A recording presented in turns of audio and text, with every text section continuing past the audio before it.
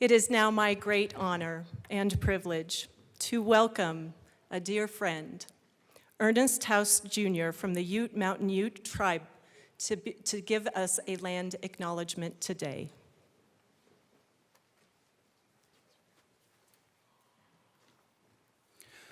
Good morning. Mike the Guvin, that means hello my friends and you. It's an honor to speak before you all today, and I would first like to thank Speaker McCluskey and House leadership for the distinct honor. I have a strong connection with this particular building as the great-grandson of Chief Jack House, my tribe's last hereditary chief, whose stained glass picture adorns the old Supreme Court chambers.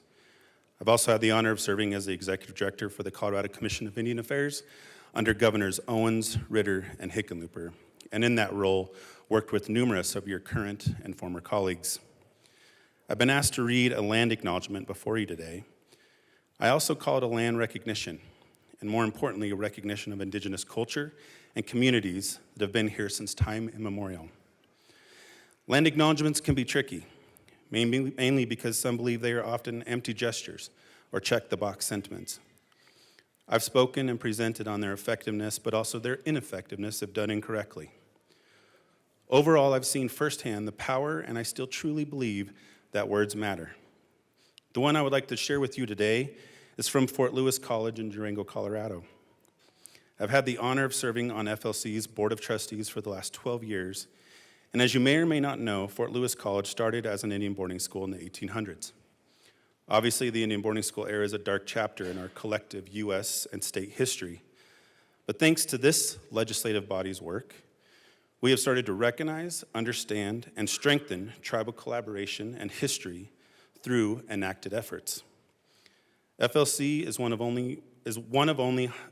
the only higher education institutions in the country which began as an Indian boarding school where kids were forced to attend and many never returned home.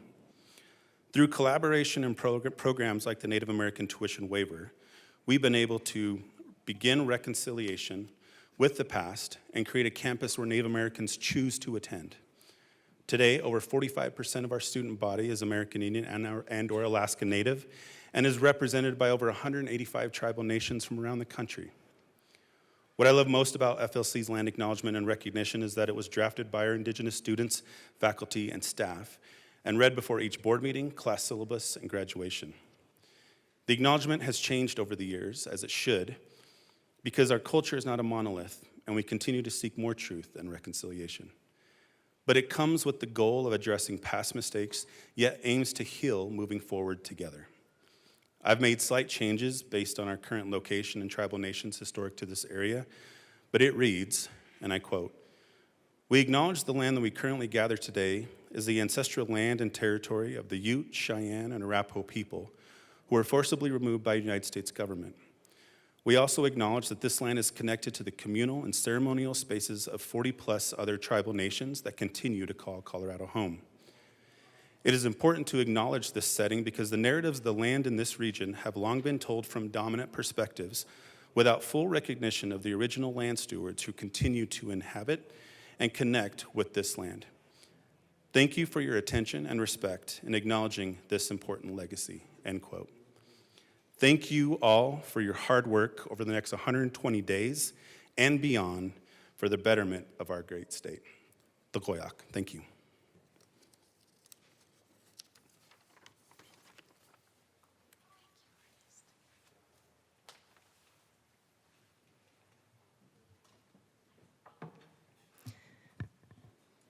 Pursuant to the Constitution and according to law, I hereby call to order the House of Representatives for the first regular session of the 75th General Assembly of the State of Colorado. Cheers!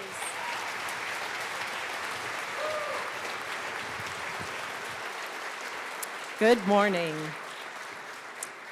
Will all those present in the chamber who are able, please stand for the presentation of the colors by the Civil Air Patrol. Please remain standing while the colors are posted.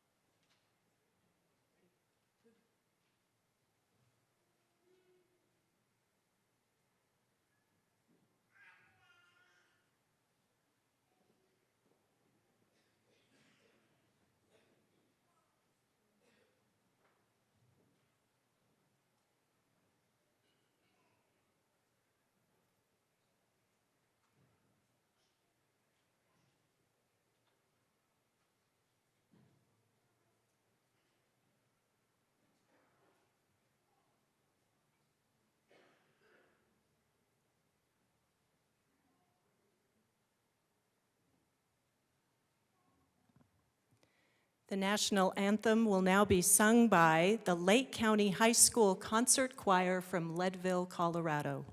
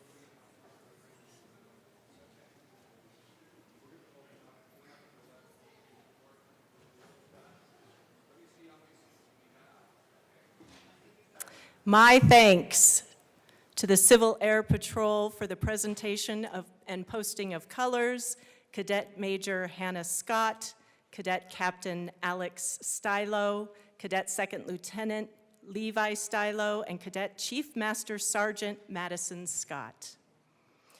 And thank you again to our beautiful singers. We appreciate your voices today.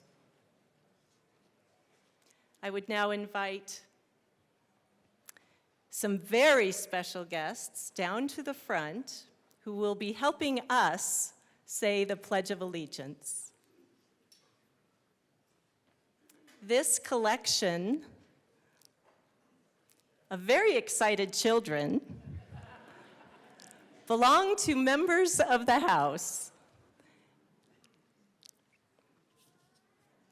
We are going to be led in the Pledge of Allegiance by, and please forgive me if I mispronounce your name, Lucia and Santiago Baran, Lila Basenecker, Jacob and Tyler Bradley, oh my goodness, Elijah and Joshua Camacho, Michaela Carter, Remy and Roman Hanlon, Grace, Alina and Paxton McCormick, Domenico Puglisi, Kaylee Schultz, Owen Stewart McVeigh, and Jackson Wilford.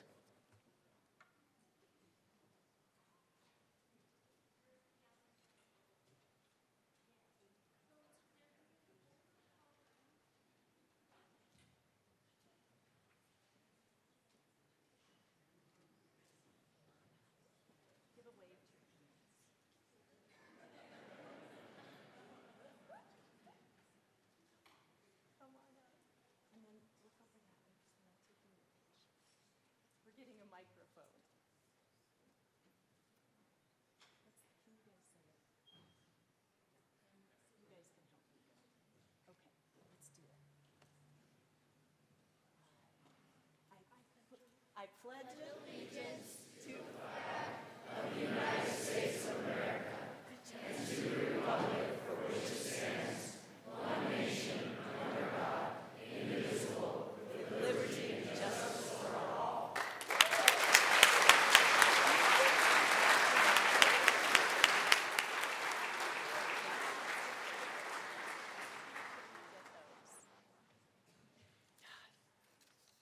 We should bring them in every day, moms and dads. Members and guests, my thanks. You may now be seated. We have some important business to attend to.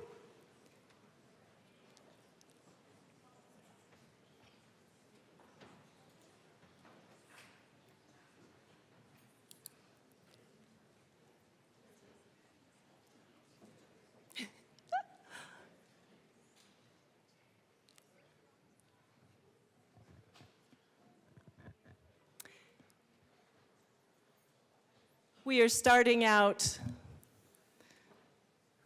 maybe one of the most important pieces of business we will do all session.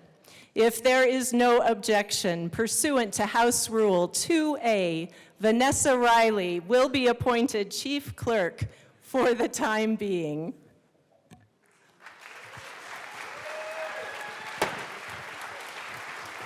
Please.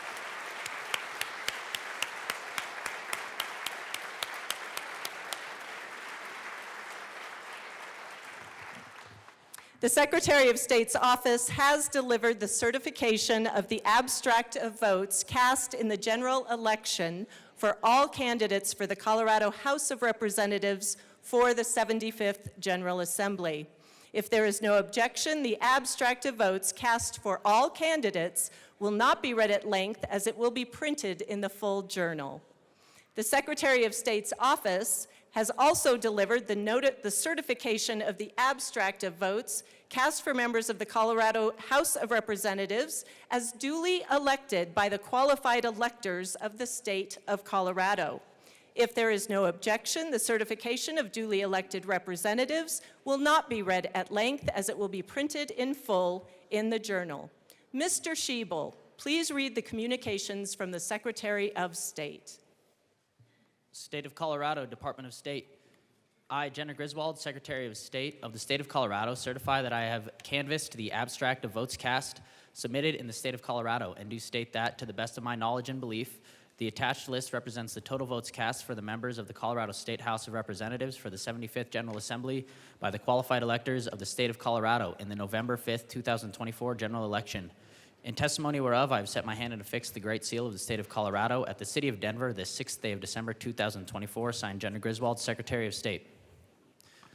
State of Colorado, Department of State. I, Jenna Griswold, Secretary of State of the State of Colorado, certify that I've canvassed the abstract of votes cast submitted in the State of Colorado, and do state that, to the best of my knowledge and belief, the persons listed on the attached list were duly elected to the office of Colorado State House of Representatives by the qualified electors of the State of Colorado in the November 5th, 2024 general election. In testimony whereof, I have set my hand and affixed the Great Seal of the State of Colorado at the City of Denver the 6th day of December 2024, signed Jenna Griswold, Secretary of State. Majority Leader Duran. Thank you, Madam Speaker. I move that the Committee on Credentials be appointed. The question before the House is the appointment of the Committee on Credentials. All in favor say aye. Aye. All those opposed, no.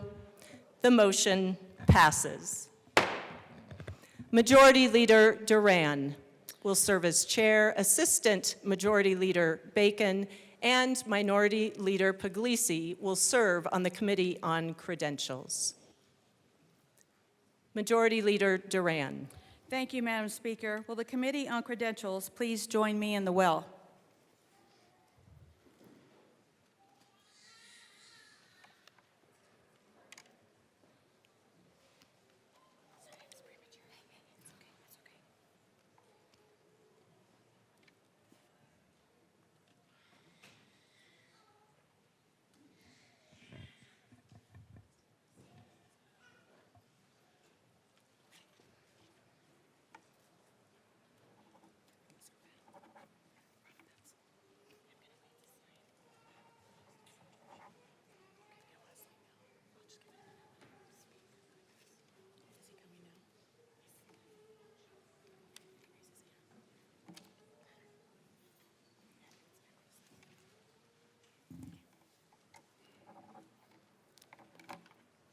Majority Leader Duran.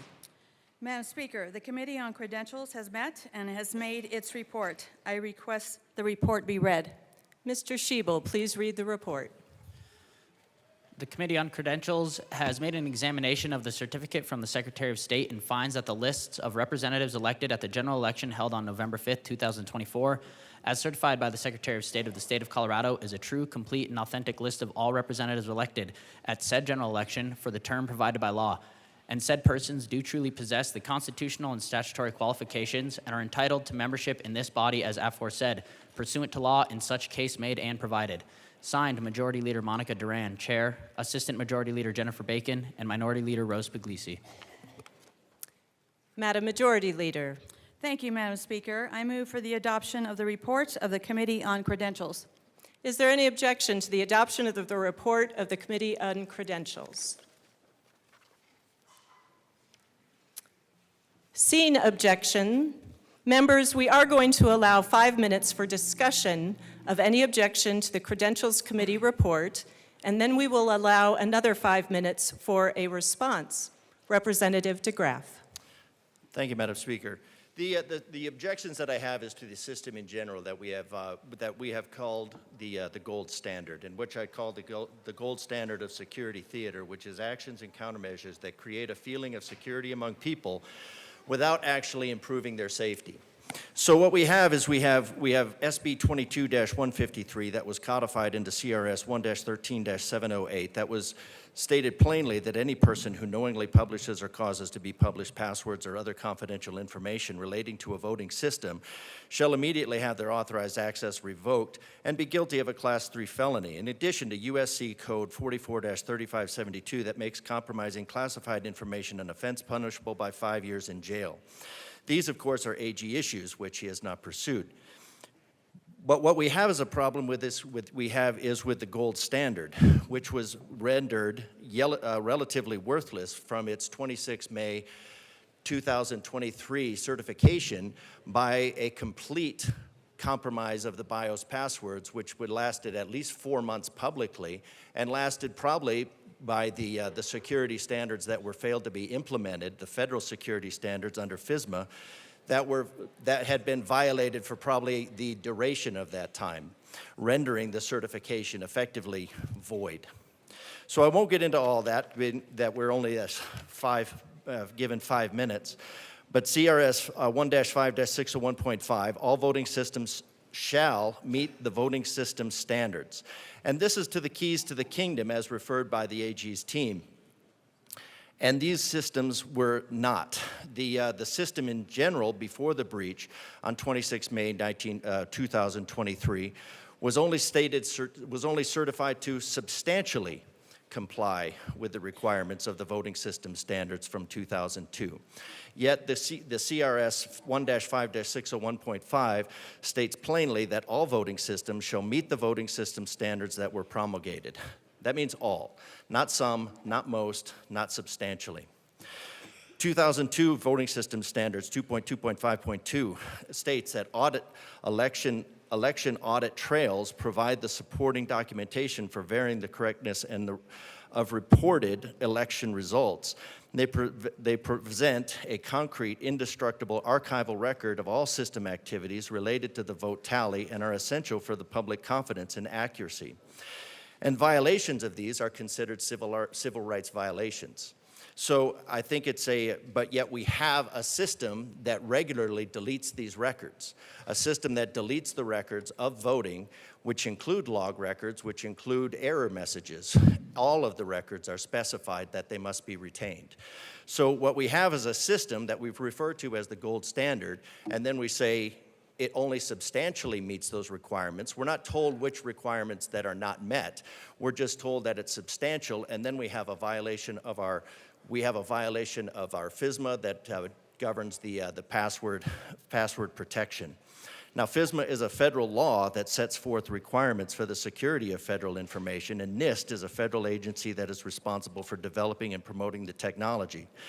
NIST 800-53 is a master control set up by all state cyber and data protection laws are based. States are legally required to comport with FISMA through FIPS 199-200 in the Federal Green Book.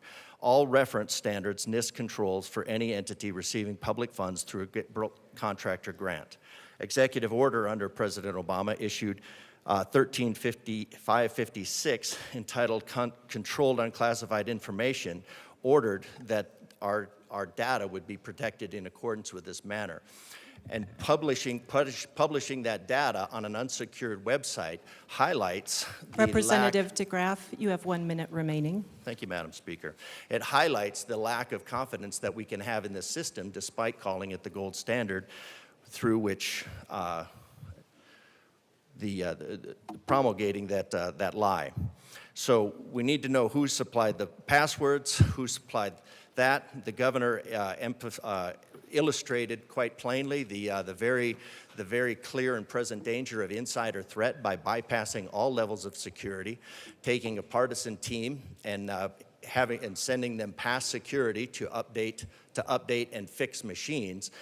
And I think now, unless you can investigate, you can't find fraud. And what we have is a system that you can't investigate. So there's a lot more, obviously, and in a minute I'm not going to be able to cover all the citations, but the system is broken. Colorado deserves a system that works. Thank you. Representative Bottoms, I agree to allow 5 minutes for a discussion of any objection, but I see that you are interested in speaking. I will allow another 2 minutes for the objection. Please proceed. Representative Bottoms. Thank you, Madam Speaker. This is pretty simple. I'll just use one example.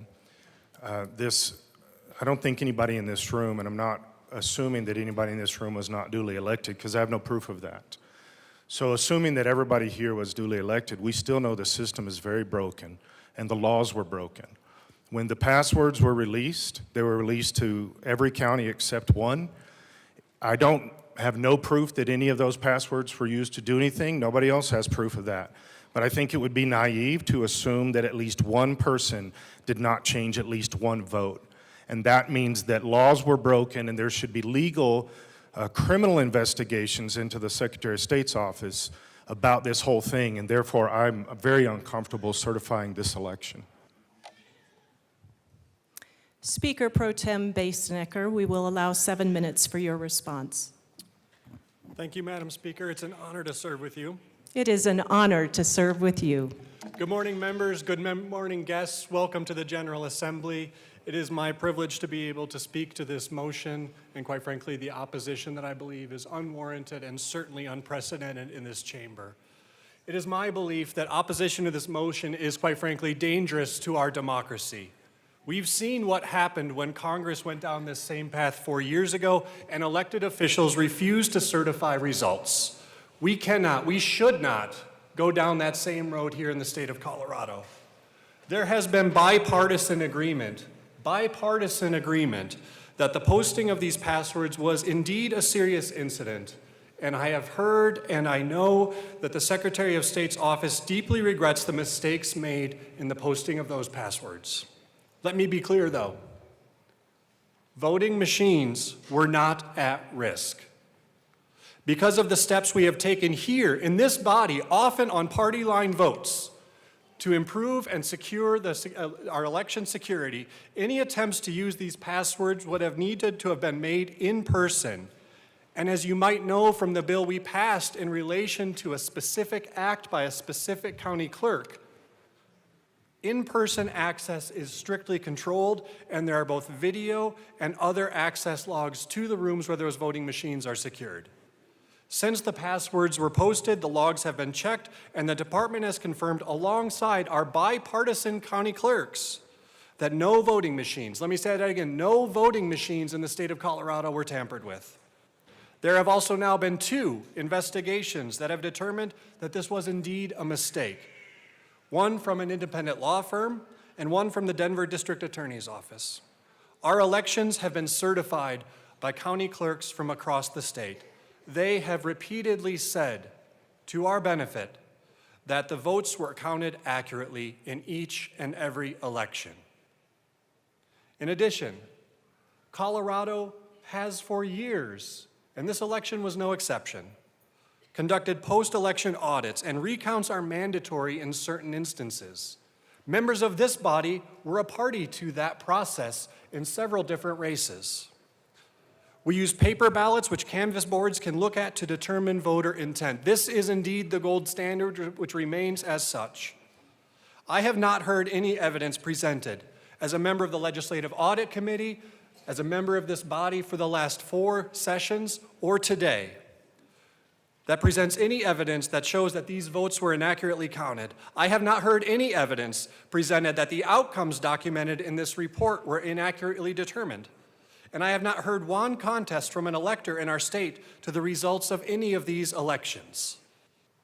This vote is simply to confirm the results of the 2024 election, and that those results and those votes were accurately reported to us, and that the representatives elect in this chamber were duly elected and should be sworn in.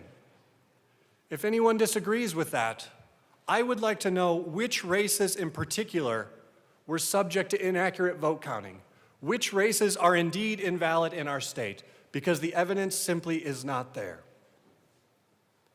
Opposition to this motion is hard to understand as anything other than a denial of our elections and an attempt to reverse the will of the people of Colorado.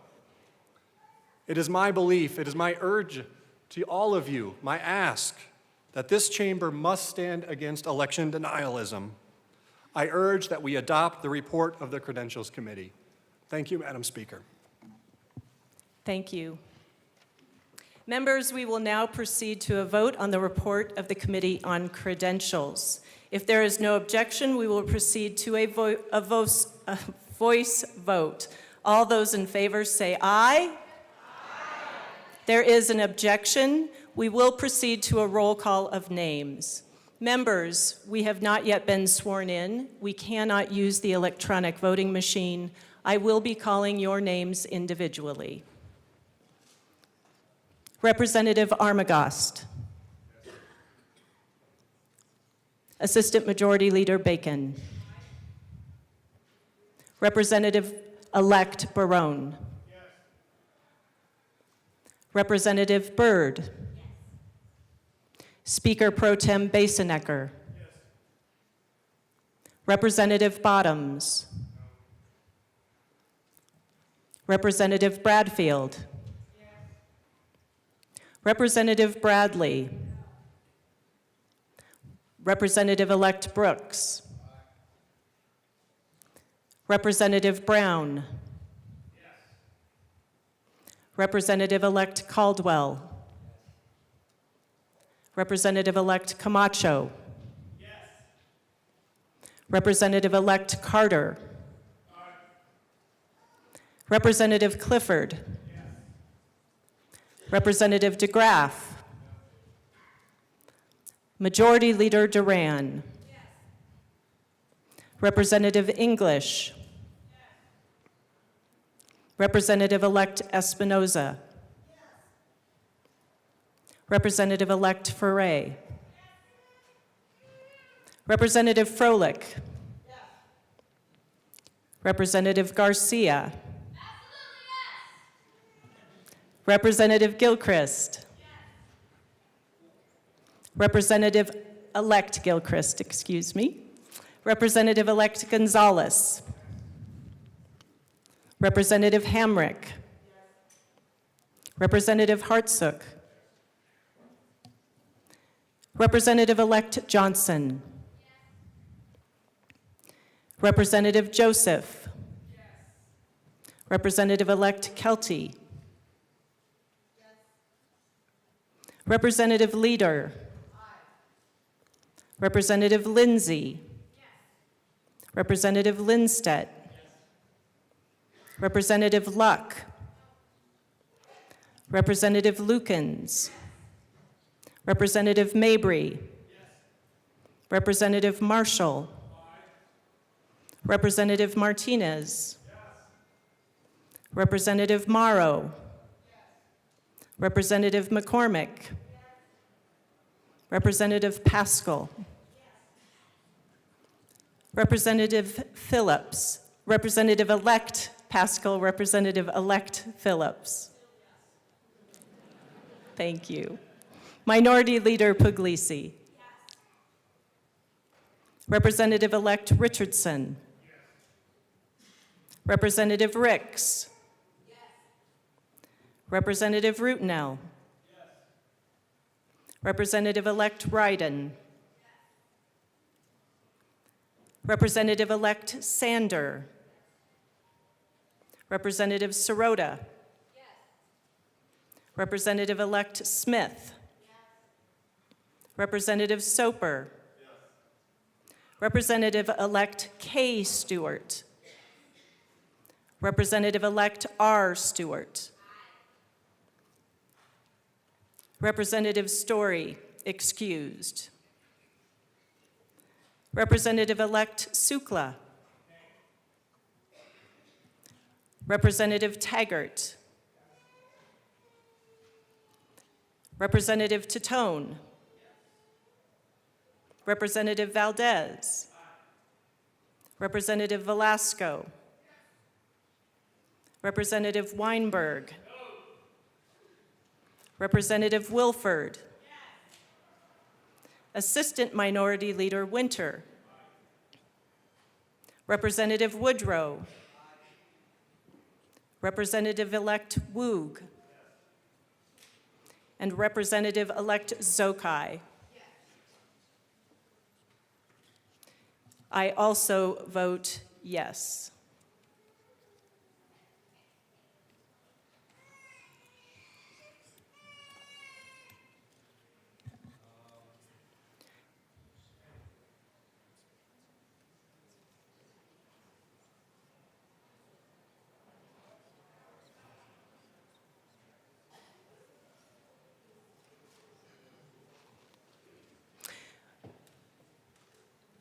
With 57 ayes, 6 no, 1 excused, and 1 vacant, the motion is adopted.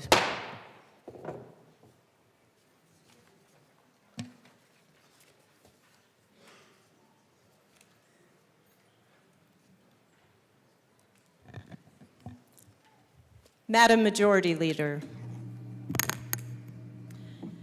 Madam Speaker, I move that a committee of 3 be appointed to wait upon Chief Justice Marquez and to request her to administer the oath of office to Representative-elect. Seeing no objection, Representatives Marshall as chair, Carter and Soper are appointed to wait upon the Chief Justice. The House will stand in a brief recess.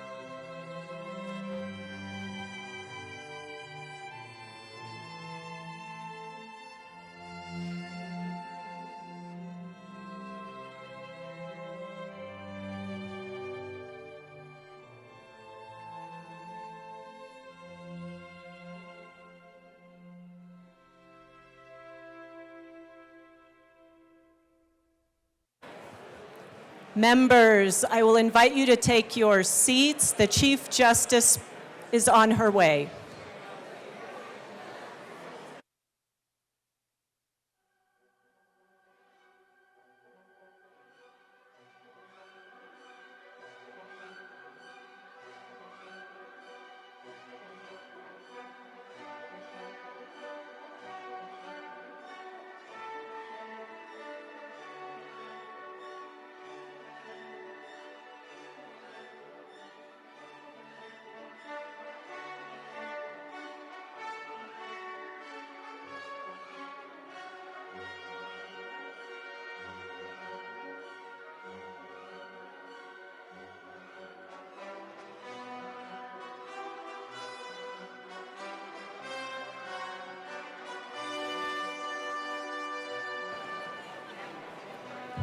Members, please take your seats. We are ready to proceed.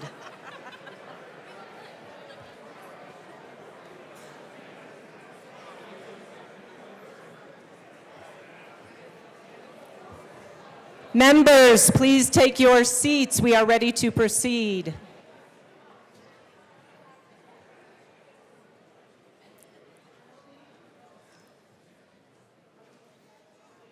The House will come back to order.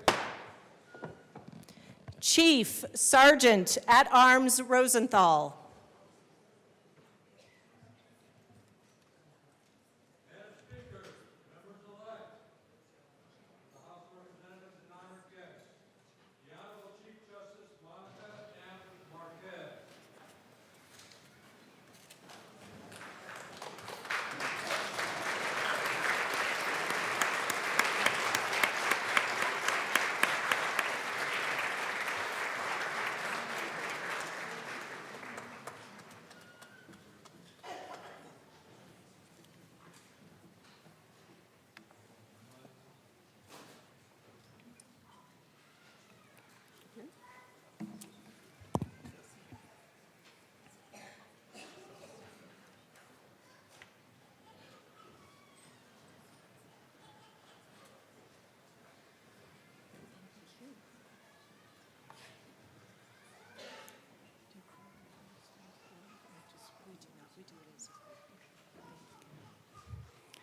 Good morning. I'm here to administer the oath of office to our newly elected House members. For those who are being sworn in, would you please raise your right hand and repeat after me? I state your name. Do solemnly swear that I will uphold the Constitution of the United States and of the state of Colorado, and that I will faithfully perform the duties of my office to the best of my knowledge and ability. So help me God. Congratulations.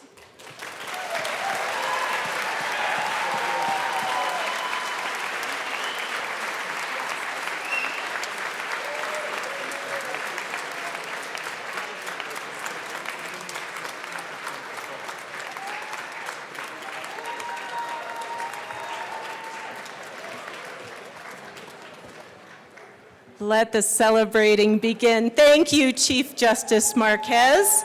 We are honored to have you with us today. We will allow a moment for our committee to escort the Chief Justice from the chamber.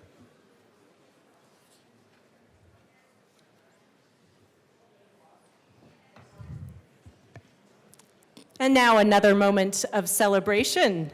Mr. Schiebel, please call the roll.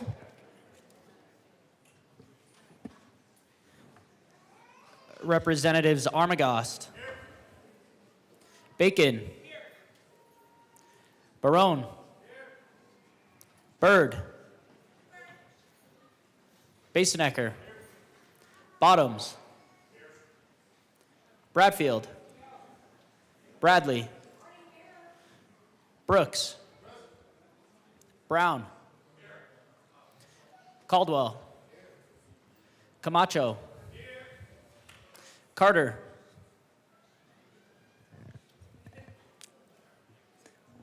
Oh, Representative Carter. There he is. Clifford. DeGraff. Duran. English. Espinoza. Foray. Froelich. Garcia. Gilchrist. Gonzalez. Hamrick. Hartsook. Johnson. Joseph. Kelty. Leader. Lindsay. Linstead. Luck. Lukens. Mabry. Marshall. Martinez. Morrow. McCormick. Pascal. Phillips. Puglisi. Richardson. Ricks. Rootnell. Ryden. Sander. Sirota. Smith. Soper. Stewart K. Stewart R. Story is excused. Sukla. Taggart. Titone. Valdez A. Velasco. Weinberg. Wilford. Winter. Woodrow. Woog. Zokai. And Madam Speaker. Here. With 63 present, 1 excused, and 1 vacant, we do have a quorum. And again, congratulations to everyone.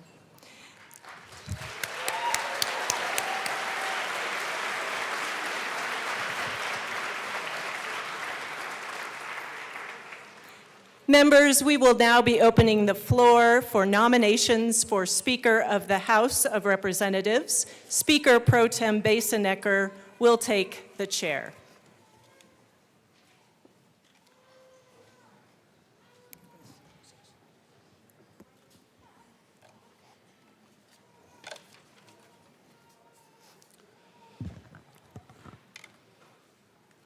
Thank you, Madam Speaker. Members, please come down to the well to be recognized for nominations for Speaker. Because we have not yet adopted the temporary House rules of the 75th General Assembly, members making and seconding nominations will be limited to 3 minutes each. Majority Leader Duran. Thank you, Mr. Speaker Pro Tem. It is with great honor that I nominate Representative Julie McCluskey for Speaker of the House of Representatives convening in the 75th General Election.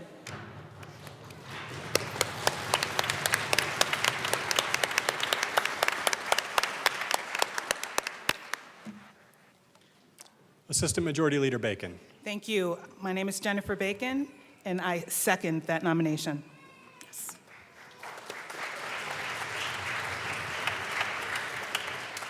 Are there any further nominations? Representative Bottom.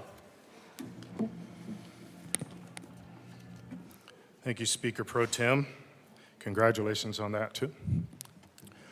So I would like to nominate, as I have done the last couple of years, nominate a Republican, and I'm going to nominate the Minority Leader Puglisi. And as I've said the last couple of years, I think it's important that we have people from both sides of the aisle that have the opportunity to be voted on. When the Republicans take the House again, I would expect the Democrats to do the same thing. I wasn't joking. So I would expect the Democrats to do the same thing. So I do nominate Minority Leader Puglisi, and the reason is because there is a Republican platform that we stand on, and we want to be able to vote for that. We want to give our side the opportunity to vote for our platform. I don't think this is a personality thing. I've never seen this as a personality thing. It's a platform issue. And although many of you have already asked me, please read the entire Republican platform, I won't do that. I will just highlight a couple of things. One is going back to literally the Declaration of Independence and the Constitution. This is really a we the people. This is about the people. What we do in here is supposed to be, theoretically, it's about we the people. And so to nominate a Republican to sit in the chair of Speaker would be about we the people. One of the biggest things that we would not see with a Republican Speaker we would make sure that there would be no limitation of First Amendment rights. That you would actually be able to say what you need to say when you need to say it. On either side of the aisle is not important. It's the freedom of the people, it's the representation of the people, and it's the First Amendment right to actually be able to get up here and speak what you believe. Bottoms, you have 1 more minute for your remarks. What you believe to be true. And Minority Leader Puglisi, I actually asked her to make sure I wasn't putting words in her mouth. She promised that she would not limit the First Amendment, that she would never vote for Rule 16 or Rule 14 under any circumstance. Because why? We believe in the voice of the people. And we need to right this ship and put somebody back in the speaker chair that will actually go by the rules, will have integrity and character, and not limit anybody on any side of the aisle. And I think Minority Leader Puglisi is the person that can do that, and so I nominate her. Thank you, Representative Bottoms. Assistant Minority Leader Winter. Thank you, Mr. Speaker Pro Tem, and I would like to second that nomination. I've had the pleasure of working with Rose even before I got in this building, and one thing I would like to say about her, she's a dedicated daughter, she's a dedicated mother, and she's been a dedicated public servant in one way or another in the state of Colorado for a long time. She has ethics, she has values, but most importantly, the thing about Rose, and this comes from her Italian heritage, she's a family builder, and that's very important. That's something that we try to do within our own caucus, and that's something that Rose takes to heart every day. Rose is somebody that will be willing to work with everybody and hear everybody's voice. And to the people of Colorado, Rose will work on making Colorado more affordable and safer and making sure that we're good stewards with your tax dollars. For those reasons and more, I second the nomination of Minority Leader Rose Puglisi.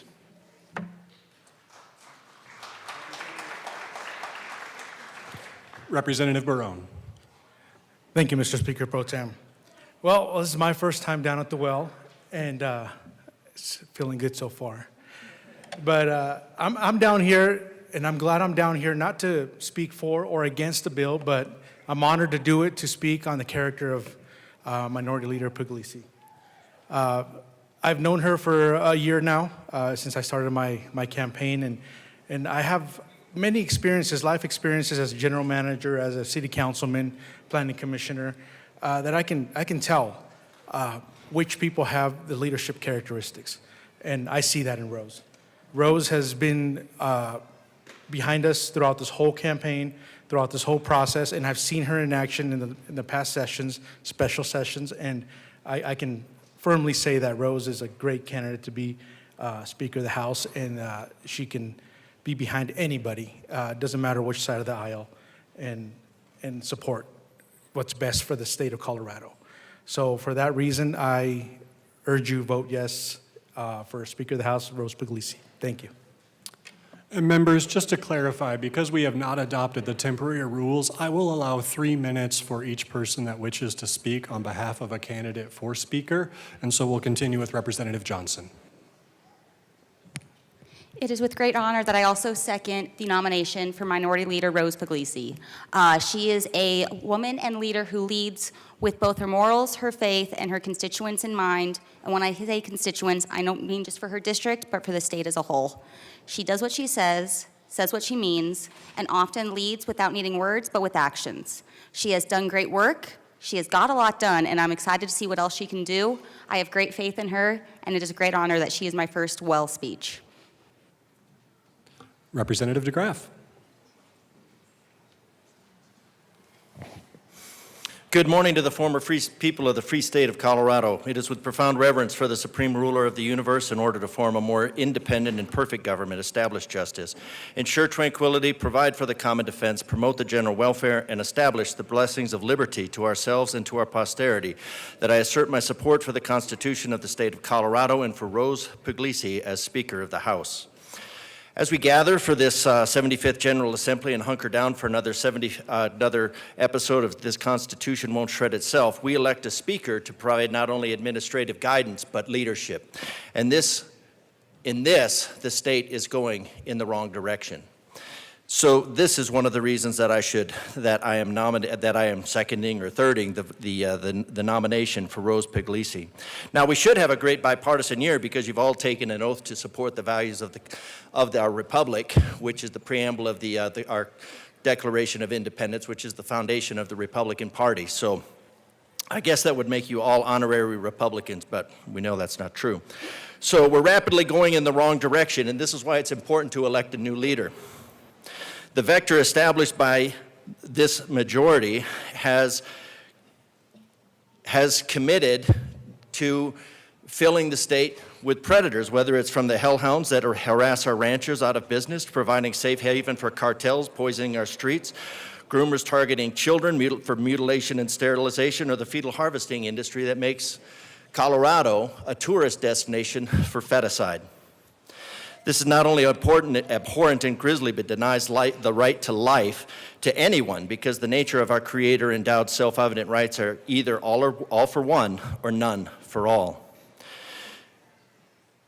It is no surprise then that Colorado, in a U-Haul statistic, has gone from one of the top 10 one-way destinations to one of the bottom 10 as a result of this body truckling to the Representative totalitarian. DeGraff, you have 1 minute remaining. Thank you, sir.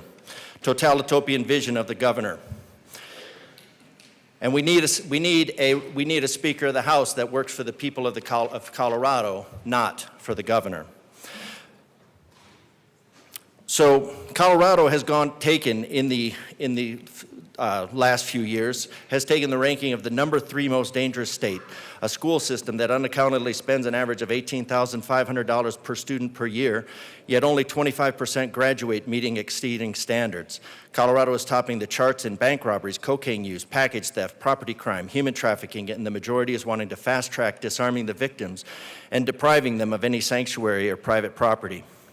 Our state now spends over $55 billion per year, nearly $10,000 per Coloradan in taxes or lost wages, under the blistering 22% inflation of Bidenomics. If you ask the people to solve the problem who created the problem, you'll get a bigger problem. Your time has expired. Thank you. Minority Leader Puglisi. Thank you, Mr. Speaker Pro Tem. It's an honor to serve with you. It's an honor to serve with you. I am so incredibly humbled and honored to have the support of my caucus, my entire caucus, to run for Speaker of the House. I do not take this responsibility lightly. I think the Speaker is the Speaker of the whole House. You have a majority leader who advocates for the majority on her side, and the minority leader who I promise you I will advocate for you all every single day. But the Speaker of the House is different. The Speaker of the House is of the whole House, to make sure that we protect the institution that we were all elected to serve, the constituents that we are here and elected to serve. And so I'm incredibly honored to be able to be up here to tell you my vision for my potential ability to be the Speaker of the House. I do want to say that every voice in this chamber is important. Every voice matters, whether you are a Democrat or a Republican. Every voice matters because we were elected by our people to represent our people. And we all do that in different ways. We don't necessarily always agree, Republicans and Republicans. I'm sure Democrats and Democrats don't agree on everything all the time. And that's okay, because we have a greater purpose, which is to serve the people who have entrusted their vote with us. And so I think it is so incredibly important to have a speaker that allows every single one of those voices to be heard. And civil discourse is at the founding of our country. And we're not going to always agree, but to be able to represent our people is so important. And to make sure that our constituents, when they show up in the people's house, that they have the respect and honor of all of us as they are testifying and sharing their stories with us. Madam Minority Leader, you have 1 minute remaining.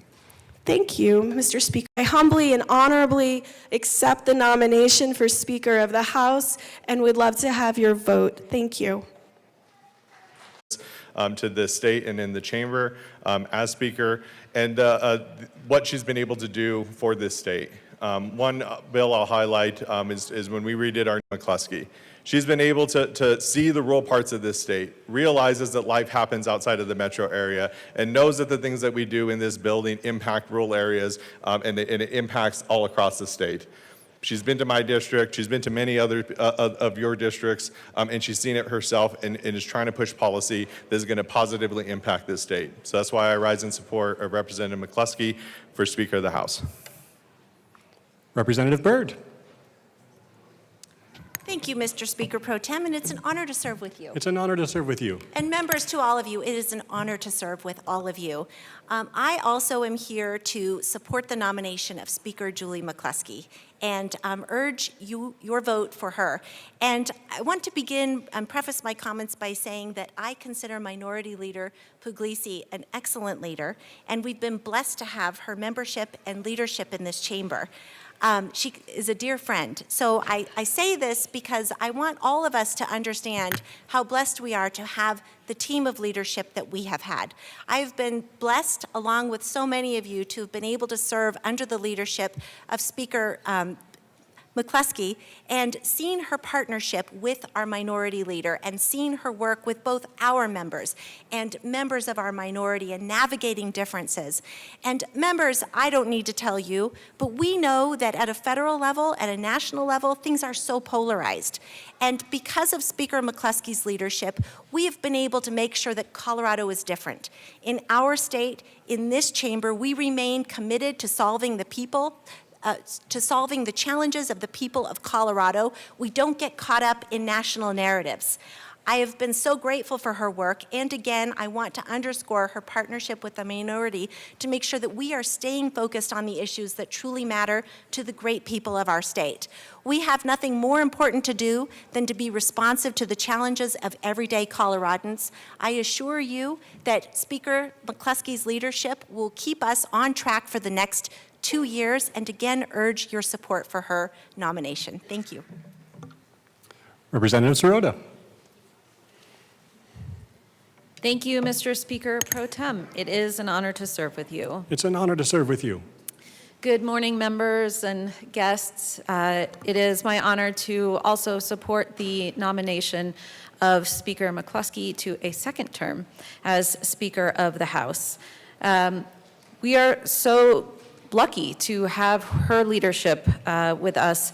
She faithfully served as a leader of this chamber previously on the Joint Budget Committee, leading us through a once-in-a-century global pandemic, and for the last 2 years now as our Speaker, providing steady leadership for all of the members of the House, Democrats and Republicans. She has worked so hard to elevate each of us, helping each of us to be the best legislators we can be. We've all worked so very hard to get to this place and this position where we are able to make laws to ensure the benefit of all of our constituents in Colorado. She has celebrated and uplifted the diversity of this chamber and of our state, and I ask for your vote so that we can continue her steady hand in leadership to get the work done for the people of Colorado. Are there any further nominations? Seeing none, Majority Leader Duran. Thank you, Mr. Speaker Pro Tem. I move that the nomination be closed. Seeing no objection, the nominations are closed. Members, we will now proceed with a roll call vote. Those members who wish to cast a vote for Representative McCluskey as Speaker, please push your green buttons. Those members wishing to cast a vote for Representative Puglisi as Speaker, please press your red buttons. I'll repeat that.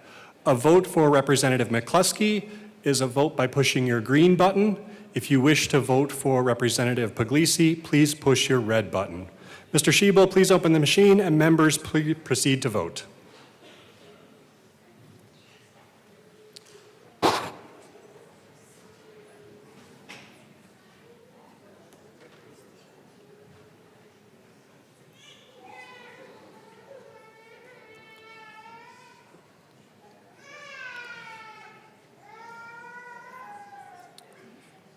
Mr. Schiebel, please close the machine. The total votes cast for Representative McCluskey are 41. The total votes cast for Representative Puglisi are 22. There is one member excused and one vacancy. The record will reflect that Representative McCluskey has been elected as Speaker of the House of Representatives for the 75th General Assembly.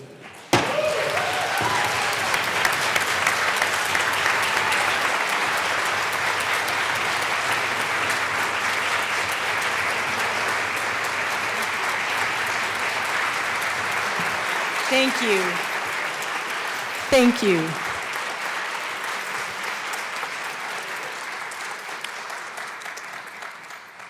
Thank you, members.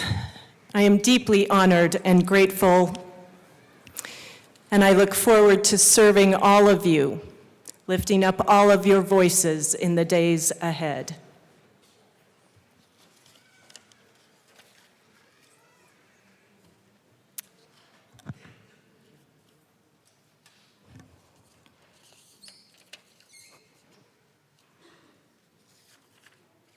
Members, we will stand in a brief recess.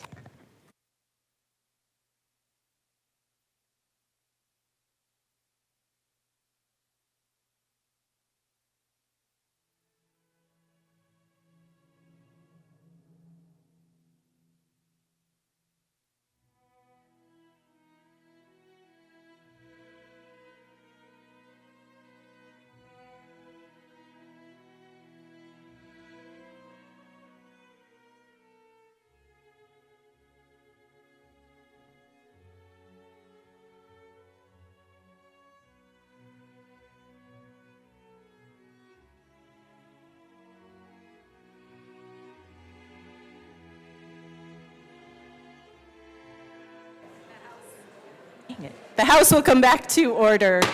Members, thank you. We have a slight adjustment in our order of operations. Before the minority leader and I address the body, we will adopt resolutions regarding setting the House rules and the joint rules of the House and the Senate. We also have to notify the Senate and the governor that we are organized and ready to get to work. So, I want to make you all aware that the House resolutions you will be voting on today are printed and in your files. We do expect one Senate joint resolution to be coming over this morning, and our staff will be getting copies to you just as soon as possible. We will now proceed out of order so that we can welcome our senators. Apparently, they're a little bit ahead of us as far as the schedule. The House will stand in a brief recess while we recognize the Senate. Members,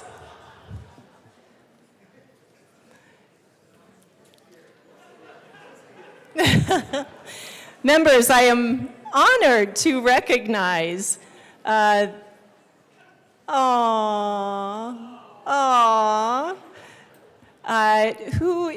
we have Senators Kipp, Bridges, and Catlin. Senator Kipp, please proceed. Thank you. It is so nice to be back here in the House. And I have to say that as disorganized as the Senate was when it took us this long to get over here, apparently you guys are still more disorganized, so congratulations. But I am proud to tell you that the Senate is now organized and ready for business. Thank you. Senator Catlin, it is so good to see you. Thank you, Madam Chair. Madam Speaker, it's an honor to serve with you no matter what building I'm in. And it is my great honor to serve with you as well. Thank you. Well, members, I guess I graduated, I'm not sure, but I'm not sure yet either. But I want you to know that I'm very proud of you folks, and I'm proud that I served with you, the majority of you, because I think that's one of the things that will help this building, is that we know one another, and we're going to be able to do work together. So I'm looking forward to this session. I hope you're looking forward to it, because here we go. Let's go find out. Thank you. And Senator Bridges. Hold on, I don't get to do this anymore. Oh, man. It's very cool, guys. You don't know how good you have it. Every few years, my colleagues send me over here to tell you we're ready to go. And I don't know what that says about what they think about me sending me over here all the time. But it is always a pleasure to be back here with a podium that goes up and down. The room is a little easier on the eyes. And now that you have the nice chairs, good for you. You're really like moving up there. The Senate is still a little more organized, sorry to say. But I want to echo what Senator Catlin said. I think there is value in having folks that have served in both chambers. And the breakfast yesterday with the Denver Chamber was so bipartisan. If not in agreement on issues, there will be things we disagree on, certainly. It was bipartisan in the sense that we're all in this together, and we all love the state, and at the end of the day, we're all trying to make it better. And I am excited for us to disagree without being disagreeable. That is a standard we set in Colorado that national politics could definitely learn something from. And, sometimes the House is wrong, and we look forward as the Senate in a bipartisan way to correcting you when that happens. Thank you, Senators. We appreciate the visit. We'll be sending a few of our members your way shortly. Thank you.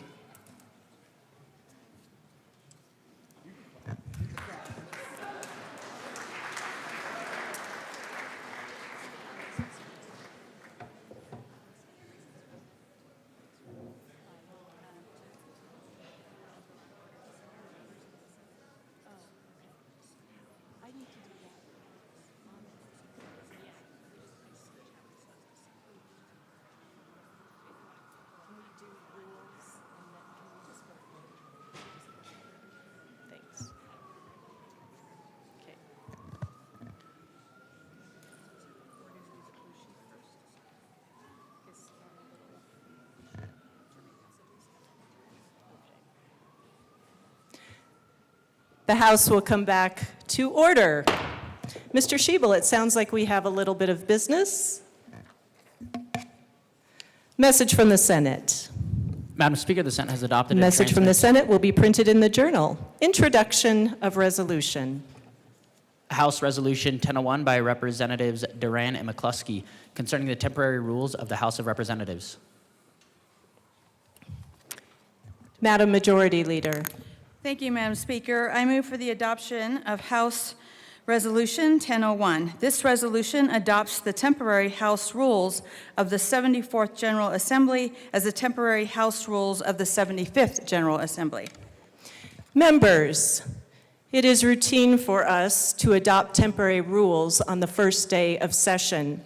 We have had a request from our minority members and several majority members that we come together following opening day to have a discussion about some of the changes we would like to see as a body to the House rules. I am committed to making sure that we work with both sides of the aisle for a review of our current rules, and you will see us coming back in the next several weeks to be able to talk about any additional changes that may be coming.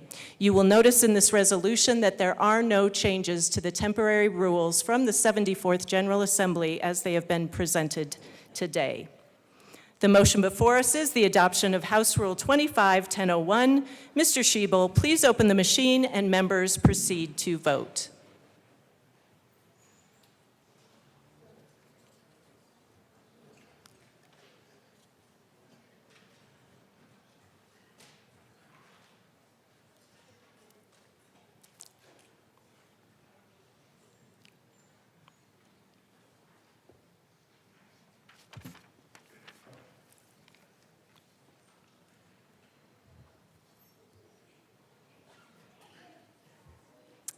Representatives Garcia and McCormick.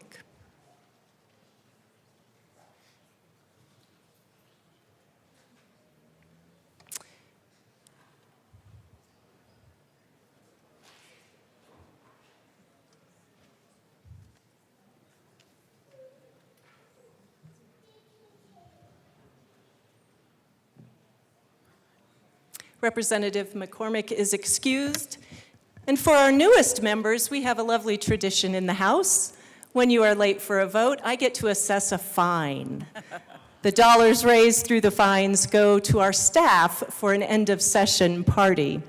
Representative McCormick will provide the first, oh, there she is, the first dollar to the fine jar.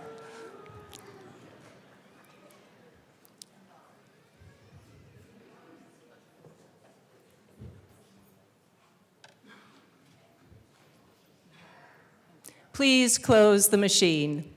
With 63 aye, 1 excused, and 1 vacant, the motion is adopted. Mr. Schiebel, please introduce our next resolution.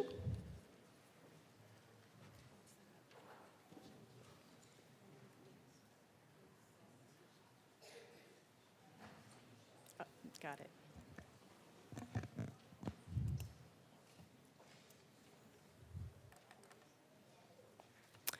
We will instead proceed, Madam Majority Leader. Thank you, Madam Speaker. I move that a committee of 3 be appointed to notify the Senate that the House is organized and ready for business. Woo! Cheers! Seeing no objections, Representative Velasco is chair. Representative Gilchrist and Caldwell will notify the Senate that the House is organized and ready for business. Madam Majority Leader. Thank you, Madam Speaker. I move that the committee of 3 be appointed to notify the governor that the House is organized and ready for business. Seeing no objection to the motion, Representatives Byrd as chair, Espinoza and Barone will notify the governor that the House is organized and ready for business. At this time, the committees will proceed to the Senate and the governor's office. We will stand in a very brief recess until they return.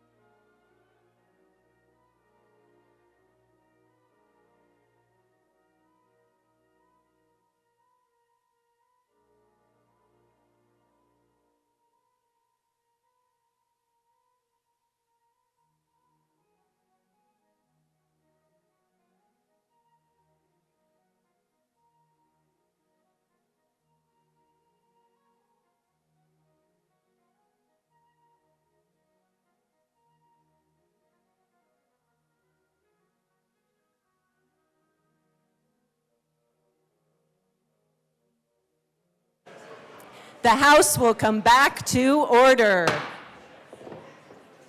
We have reports. Representative Velasco,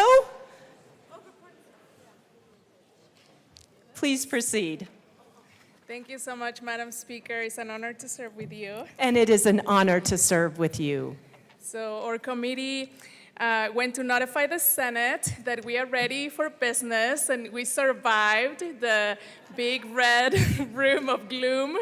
So we're very excited to be back here with our friends and excited to get to business. Excellent. Representative Gilchrist or Caldwell, any additional comments? She said it perfectly. Representative Caldwell. Thank you, Madam Speaker. Pretty accurate. So, good job. All right, Representative Byrd. Excellent. Madam Speaker, members of the House of Representatives, the governor has been officially notified that this House is organized and ready for business. Woo-hoo! Yes. Excellent. Now we will get back to resolutions, members. We have two to introduce. Mr. Schiebel, please proceed. House Joint Resolution 1001 by Representative Duran, also Senator Rodriguez, concerning a joint session of the House of Representatives and the Senate for the purpose of hearing a message from His Excellency Governor Jared Polis and appointing a committee to escort the governor. Madam Majority Leader. Madam Speaker, I move to suspend the rules for the immediate consideration of House Joint Resolution 1001. Members, this is the resolution that sets the time and date of the State Address. The motion before us is to suspend the rules for immediate consideration of House Joint Rule 25-1001. Mr. Schiebel, please open the machine and members proceed to vote.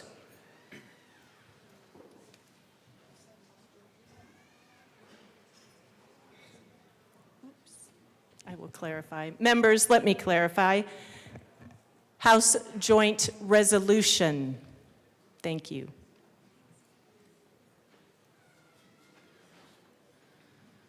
Please close the machine. With 63 aye, 1 excused, and 1 vacant, the motion is adopted. Madam Majority Leader. Madam Speaker, I move for the adoption of House Joint Resolution 1001. Again, this resolution sets the time and date of the State Address. The motion before us is the adoption of House Joint Resolution 1001. Mr. Schiebel, please open the machine and members proceed to vote.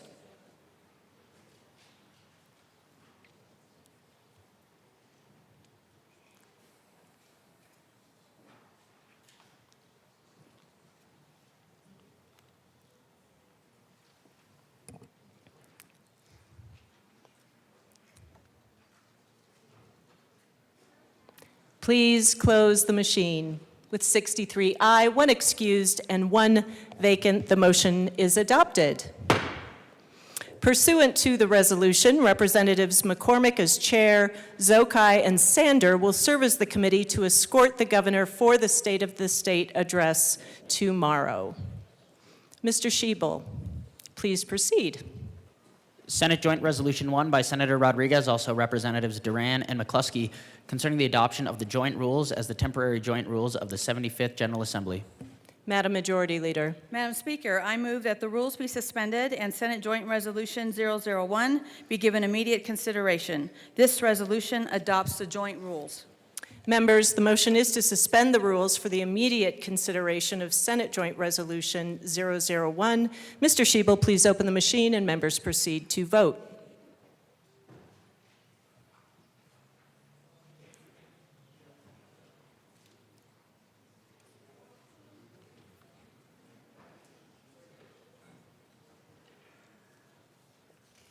Please close the machine. With 63 aye, 1 excused, and 1 vacant, the motion is adopted.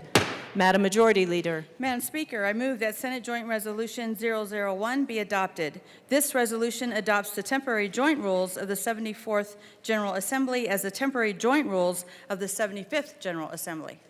Members, the motion before us is the adoption of Senate Joint Resolution 001. Mr. Schiebel, please open the machine and members proceed to vote.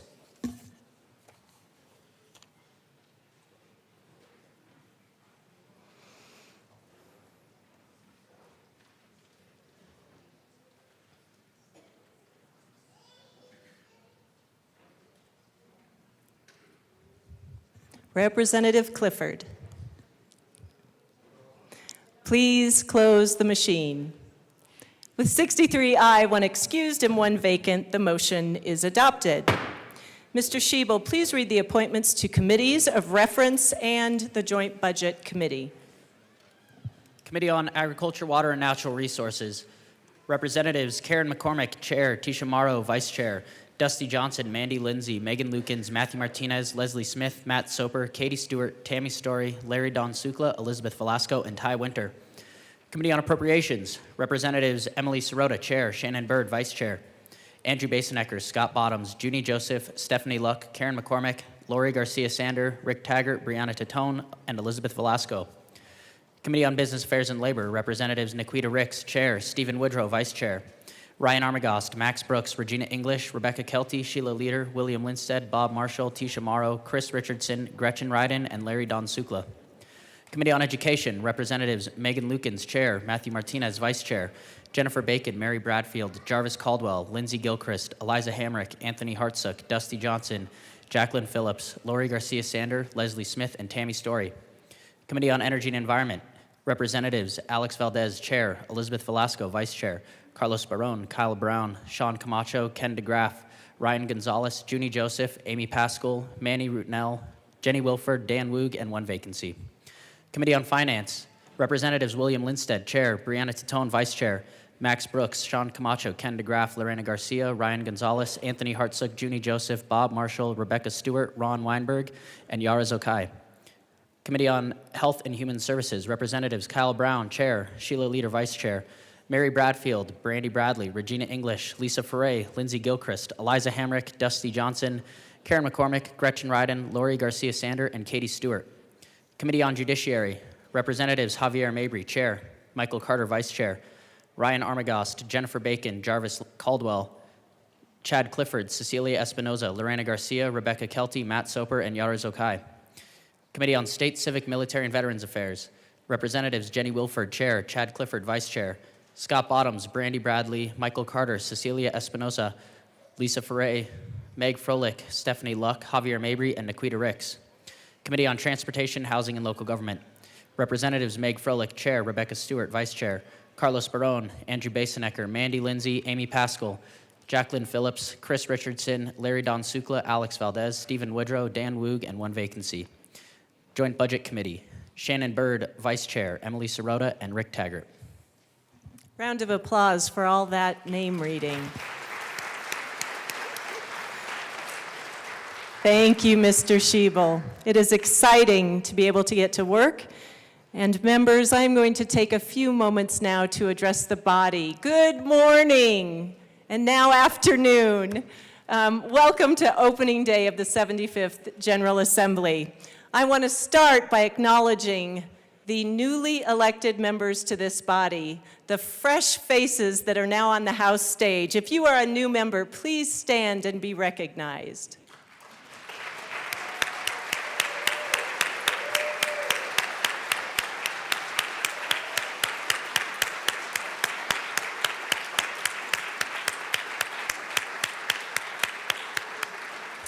There is nothing like the first day. I am also deeply honored to welcome to the House several of our former speakers. Please rise to be recognized. The Honorables Alec Garnett, Casey Becker, Crisanta Duran, Mark Ferrandino, Terrence Carroll, Frank McNulty, and Russ George. A round of applause.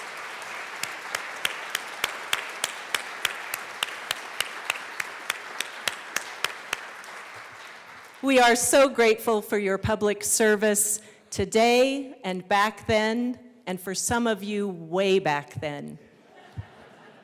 Russ, it is truly an honor to have you in the House today. Thank you. I also was informed during our breakfast this morning that we have several previously elected members of the House here with us today. If you filled that role, please rise. Members.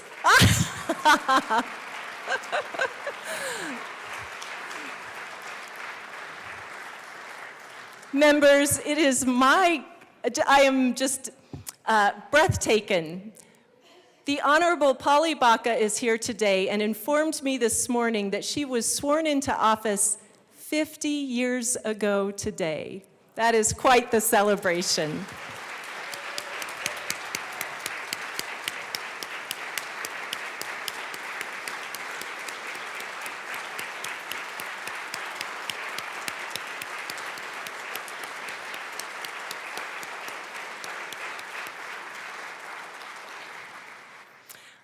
Although he should probably be in his office counting the pennies right now. State Treasurer Dave Young, are you still with us here this morning? Thank you for joining us.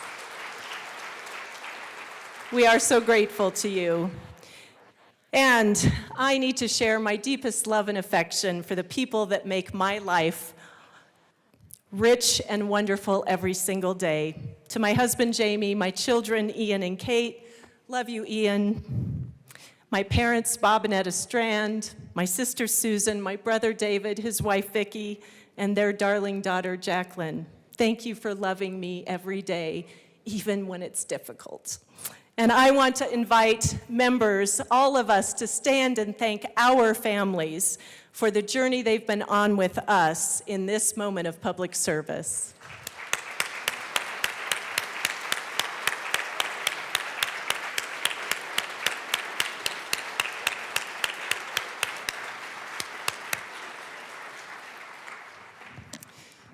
And let's be sure to thank the sensational team who work behind the scenes every day to keep us running smoothly. To our clerks, our sergeants, our custodial staff, to our nonpartisan and partisan staff, including our legislative aides, thank you all so much for your dedication and commitment to the institution.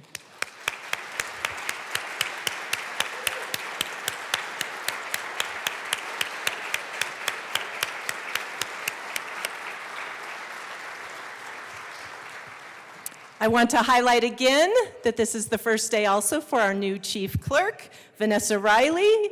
All of us in the room, thank you in advance for breaking up the arm wrestling and all those exciting moments. A round of applause for Vanessa.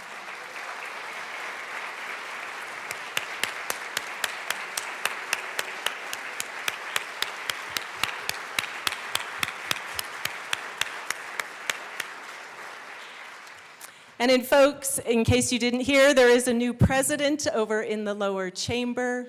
When you see him at some point today, be sure to give him a high five and a "let's do this." I'm going to work on my own little quick phrase, but for now, be sure to say hello. I would like to pause and honor our veterans. For everyone with us today, members and guests alike, please rise or give a wave if you are currently serving in the military or are a veteran of the U.S. Armed Forces. We are forever in your debt.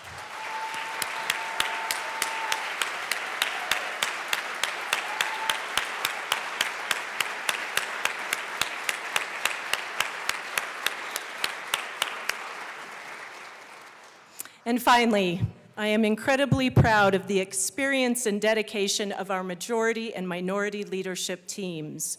Will both teams please rise and be recognized? It is truly an honor to serve with all of you.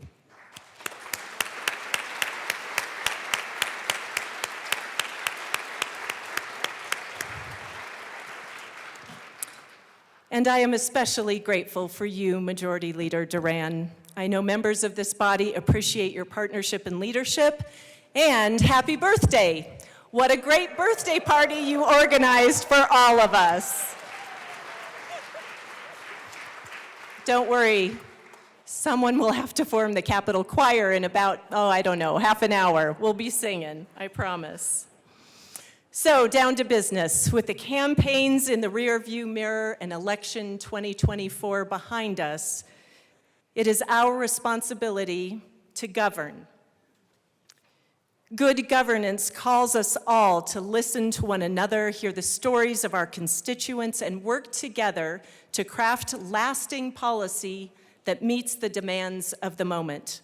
On policies big and small, I know Democrats and Republicans will work together, as we have so many times before.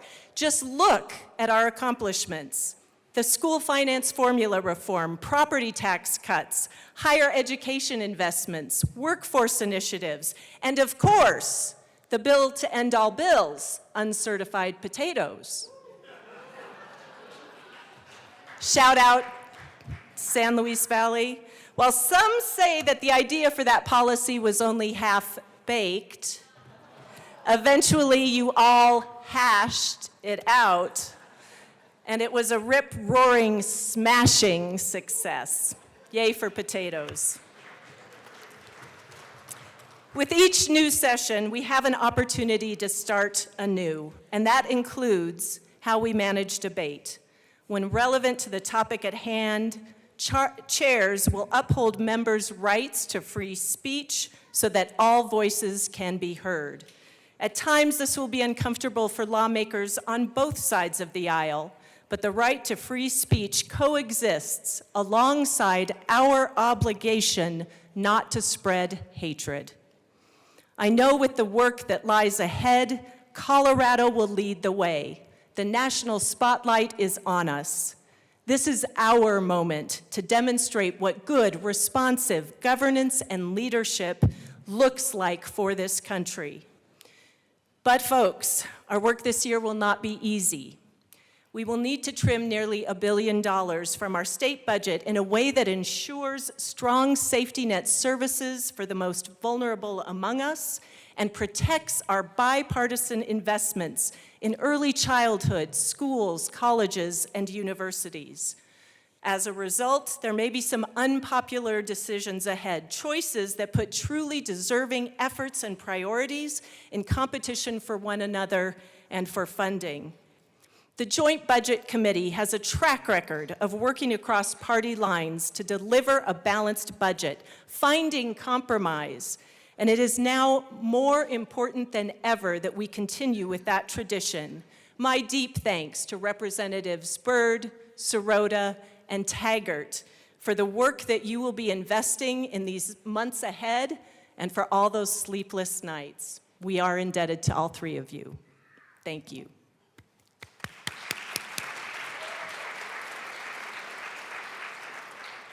And even though our budget situation is challenging, I know this body remains committed to investing in our public schools.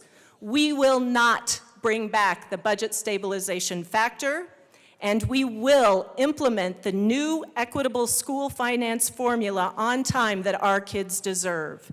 Thanks to Governor Polis on his strong commitment to public education and investing in our children year after year. I want to tell you a story. Like too many special education students in Colorado, Jeremiah, who is 12, needed additional learning supports in school. But not every public school has had the resources they need to adequately teach students with Down syndrome. When his parents found a special education program designed for his abilities, Jeremiah excelled. His academic achievement improved, as did his self-esteem. He found his calling. If you haven't heard of him yet, you soon will. His calling happens to be acting, and he's very good at it. Jeremiah is the star of the film Color Book, which debuted at the Denver Film Festival, and which tells the story of a single father raising his young son with Down syndrome.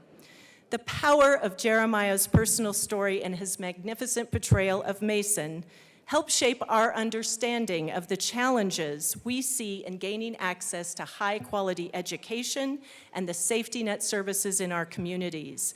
The most exciting news, I think just announced yesterday, he has been nominated for the NAACP's Outstanding Youth Performance in a Motion Picture Award.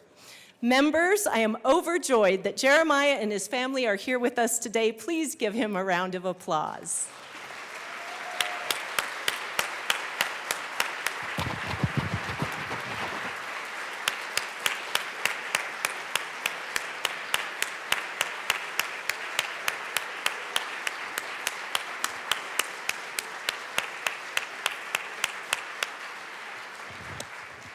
I also learned today that we can vote for Jeremiah and help him win that award. We'll be getting that information out to members of the body here soon.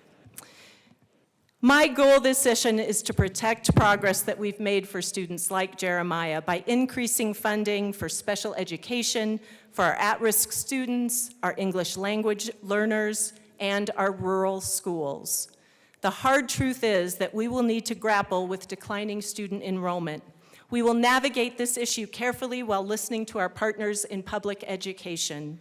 Our guiding principle must be to keep equity for our students at the heart of our decision-making. And folks, we wouldn't be Colorado without our beautiful Rocky Mountains, our brilliant forests, and clean air. And most importantly, our pristine waterways. Water is a part of our Western identity, essential to our nearly $50 billion agriculture economy, as well as Colorado's iconic outdoor recreation and tourism industries. This last spring, I took a 5-day river raft trip down the Yampa River. It was a thrill. I learned a lot. How many of you have been on river raft trips? All right. Anyone who wants to do this trip, let me know. All right, we've got to take her. I learned one very important lesson, and that's how to play defense against the roaring rapids. There's a saying in the business, be sure you rig to flip. That means making sure that everything stays secure when your raft guide accidentally flips the boat and you're taken for a swim. It's all about being ruthlessly prepared so you protect the people and things you love the most. This year, I expect that we are headed for troubled waters with threats to our water resources, and we may have to play defense. But thanks to leaders from both parties, we've already taken significant steps to protect our most precious resource, and yes, we are rigged to flip. I want to give a strong shout out and demonstrate my thanks to the many farmers and ranchers doing everything they can to conserve on water resources, embrace innovative technologies, and help lead us through this drought. Colorado agriculture makes us all truly proud.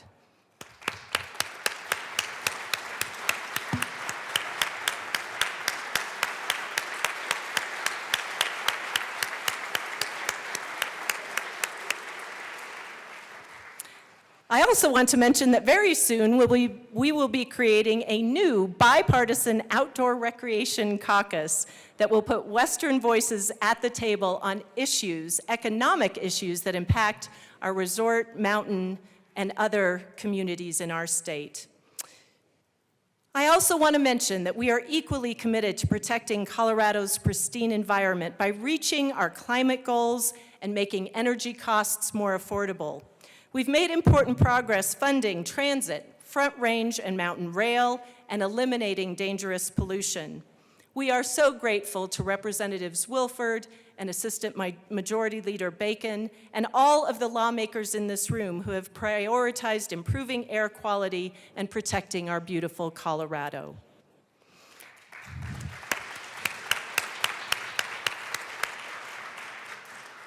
Like many of you, when I visit my district, the stories I hear most often at town halls, in the grocery store, at neighborhood gatherings, continue to be how hard it is to get ahead. That's why this session we will redouble our efforts to make Colorado more affordable. The good news, inflation is down, unemployment is low, home prices and rents are leveling off, and we are starting to see signs that our aggressive multi-year agenda to lower costs for working families is bearing fruit. Reinsurance and the Colorado option are saving Coloradans nearly $500 million this year on health insurance premiums. We've cut property taxes for businesses and homeowners, and we have cut taxes for middle and low-income families. Thanks to last year's refundable tax credit initiative, the cost of tuition and fees at community colleges is now covered for the vast majority of our students. Universal preschool, full, free Full-day free kindergarten and investments in childcare are saving families money. And because of our work, Coloradans trust us to get things done. Other states are watching us. They are seeing what's possible when governors and legislatures do big things together. Let's talk about housing, for example.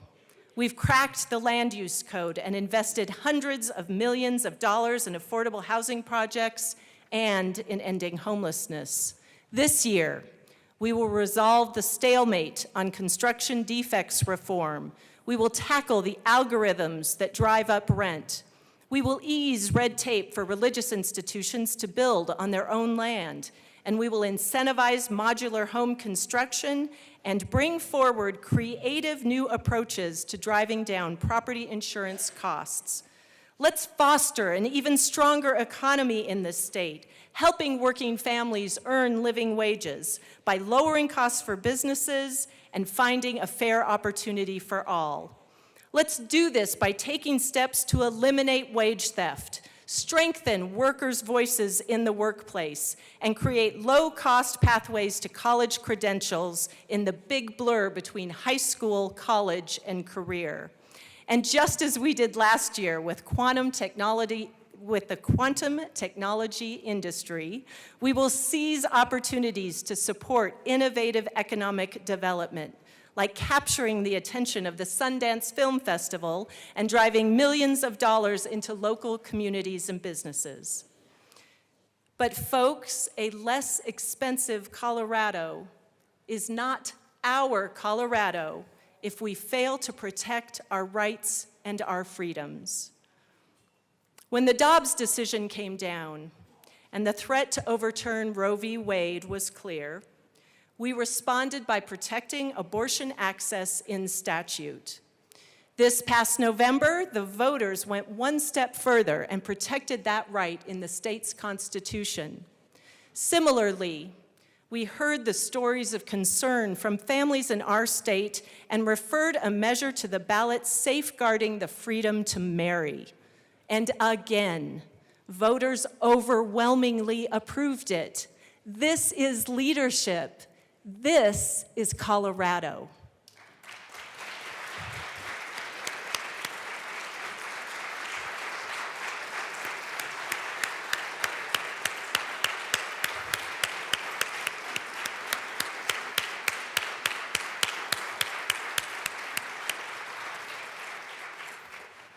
Members, we don't know exactly what we will face from this new administration, but they have published their playbook and we are watching. We will be ready to do what is best for the people of this state because we have been here before. No matter where we come from, all Coloradans want the same things: to put a roof over our families' heads, put food on the table, and live the American dream. But throughout our nation's history, immigrants have been used as political scapegoat to divide us and distract us from the real challenges. Immigrants are not only a part of our diverse and thriving communities, they are a critical part of our workforce. Immigrants power our economy and make up 30% of our construction workforce, 12% of entrepreneurs, 11% of STEM workers, and 8% of our nurses in this state. Coloradans do not support mass deportations, the separation of families, or detaining parents at their children's schools.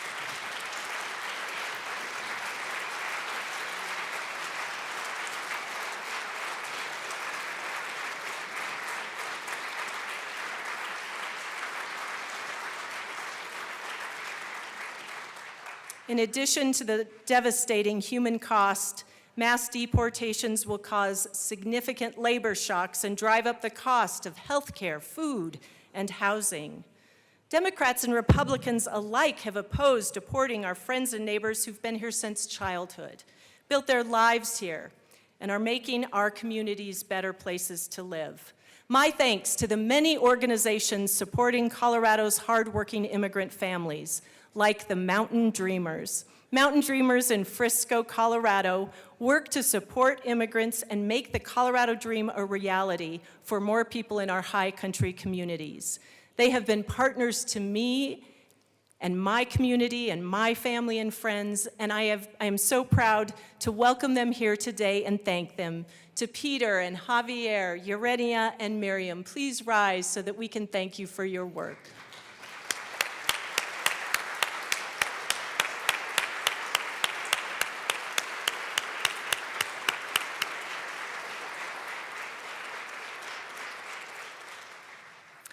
Representative Velasco, who was born in Mexico and grew up in a mobile home community in the Vail Valley, and the Latino Caucus are leading our work on this issue. Alongside the Aurora delegation, including Representative Ricks, the first African immigrant legislator, and we are so grateful to have their expertise and lived experience in the General Assembly. Thank you.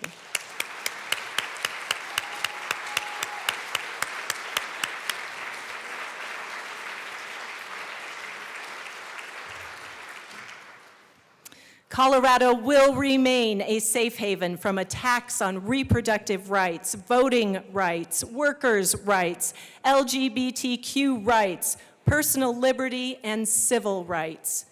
It doesn't seem all that long ago that Coloradans sent the first transgender lawmaker to the Capitol. Now entering her final term, Representative Titone has served with grace and true leadership. I am thankful that Rep. Titone, along with Assistant Majority Leader Bacon, Representative Froelich, and Representative Garcia, are ready to step up and once again protect Coloradans' rights and freedoms.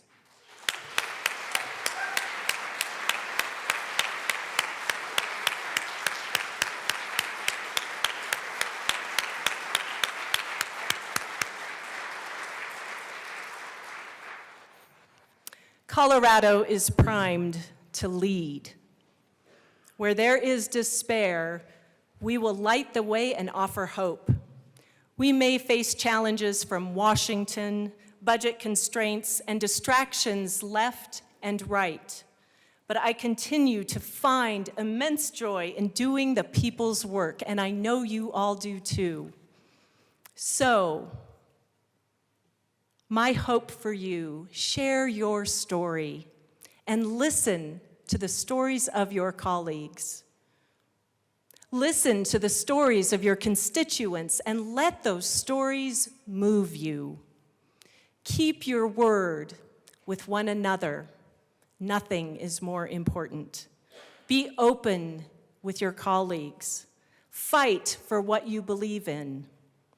Be kind to all. And above all else, hold space for defying gravity.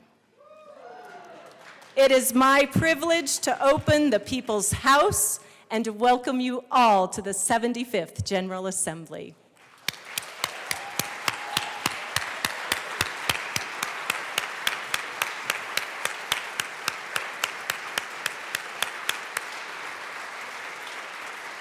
Thank you.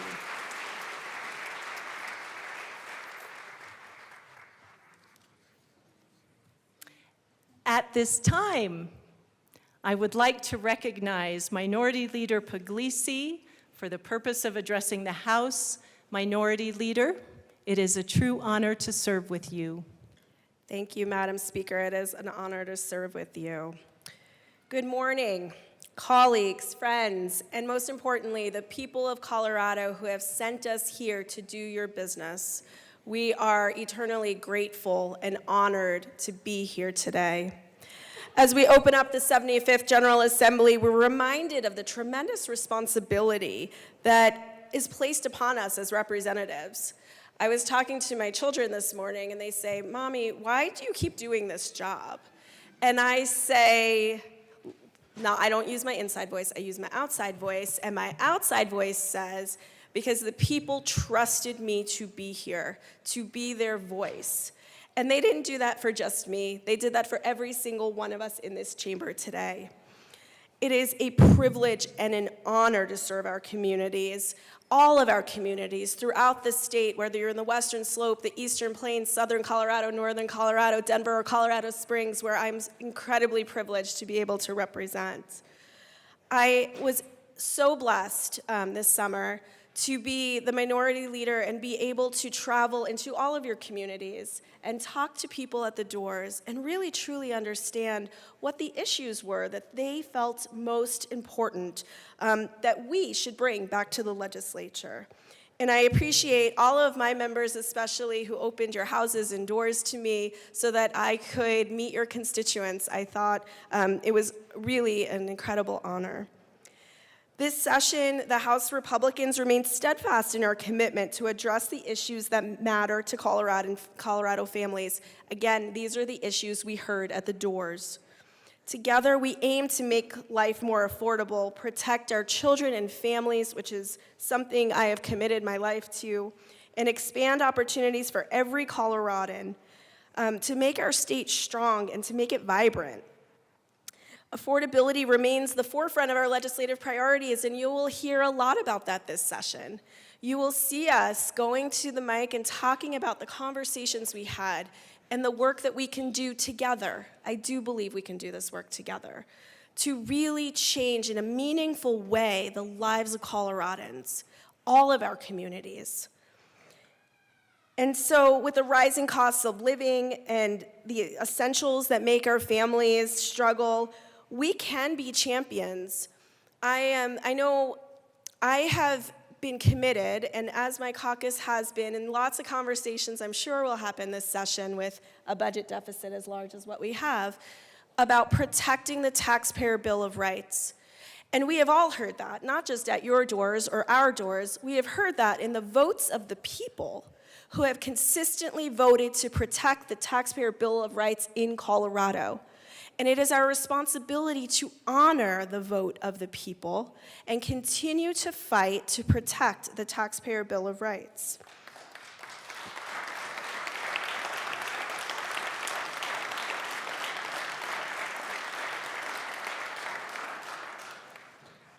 And as we talk about families, my two little children are here today. I'm so excited to see all of the little kids that my kids will get to play with on both sides of the aisle, because kids are kids and they're not Republican kids or Democrat kids.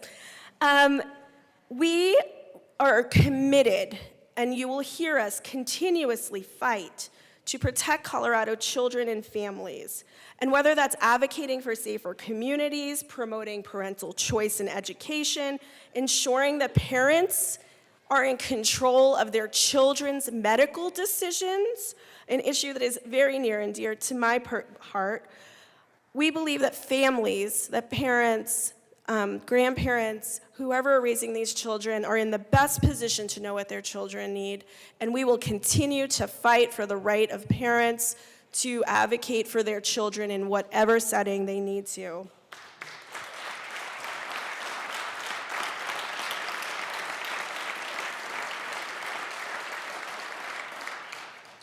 In our schools, we will continue to work on an education system that empowers both parents and children, and strengthen our public education system, expand school choice, ensure transparency and accountability in how these dollars are spent, how our taxpayer dollars are spent. Education is a constitutional obligation for this body. We have in the Constitution a duty to protect public education funding, which includes charter schools. And I know there's several of us that are also incredibly invested in higher education and protecting that funding, Joint Budget Committee members, because this is the future of our workforce and keeping our children here in Colorado. I do want to address fees, because we have a lot of conversations about affordability, but I think that sometimes we fail to recognize, and you'll hear this from our caucus throughout this session, I'm sure. And again, I hope we can find bipartisan support for some of this legislation. But we as a legislature, we, the big legislature, because we don't vote for all of those things, but we as a legislature have to acknowledge the role that we have played in making Colorado unaffordable. And so I think it is incredibly important that we have the conversation about fees. Literally, people are talking about these fees at the door, that they cannot afford to raise their families here. Seniors are scared that they have to leave this state because they can't live on fixed incomes. The legislature did that. And when we talk about affordable and attainable housing, we, the legislature, the big legislature, We did that. We have passed legislation, and the governor has responsibility as well, as he talks about affordable and attainable housing. He has signed legislation that has made housing unaffordable. And while I support construction defect legislation, because I think that is an important part, it is not the only part that the legislature plays in helping people find homes. All people in Colorado should have that opportunity, and the legislature has passed laws that are standing in the way of their American dream. And so we will continue to bring forward ideas as to how to make the people of Colorado's lives better in all parts of the state.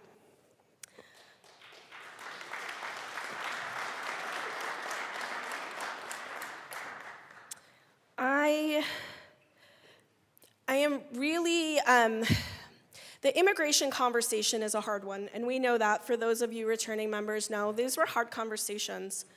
And we'll talk about First Amendment in a minute, but I want to say, as a first-generation American, many of you know my father came over to this country when he was 18 with 50 cents in his pocket and a dream for a new life.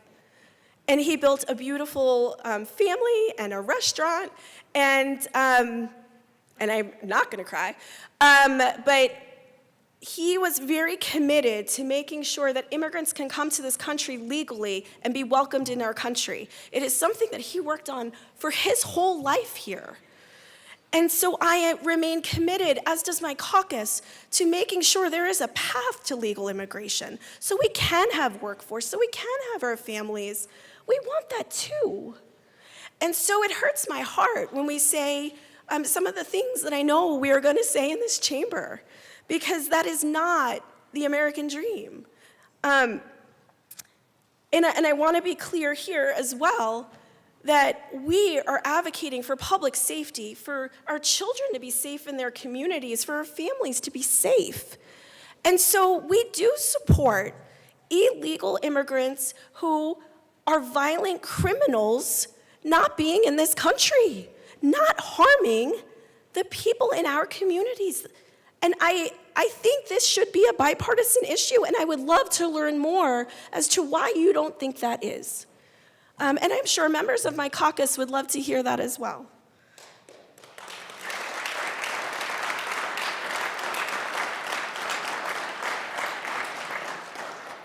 And when we talk about constitutional rights, I am so pleased, Madam Speaker. We were at an event yesterday where we got to have this conversation in front of a lot of people, and I am so glad that we continue to have the conversation about protecting the First Amendment rights of every single member in this chamber and every constituent that comes through these doors in the People's House, and making sure their voice can be heard, even in hard conversations. It is what our country was founded on.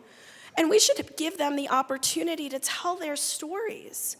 We should no longer have a place where no one feels welcome. We should all feel welcome in the People's House, including those who serve.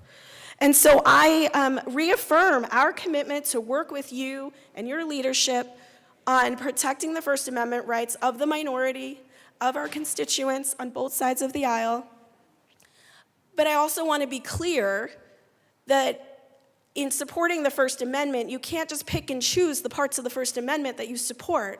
It means protecting the whole First Amendment, every part. And we stood here and raised our hands and took an oath to defend and protect the Constitution of the United States and of Colorado. And I know we are all committed to doing that, and I am looking forward to having those conversations together, because protecting First Amendment rights and the Constitution, it should not be a partisan issue.